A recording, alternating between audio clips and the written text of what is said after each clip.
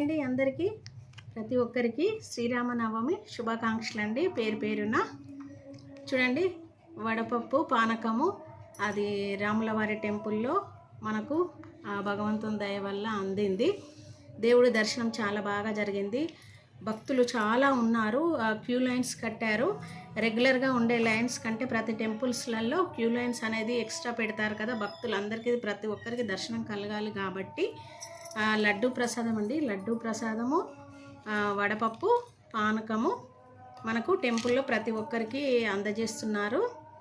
Queue లైన్లు అయితే చాలా అంటే చాలా ఉన్నాయి. ఇప్పుడు మేము వెళ్ళినప్పుడు కొంచెము తక్కువ ఉండే, ఇప్పుడు చాలా లైన్స్ పెరిగాయి అన్నమాట.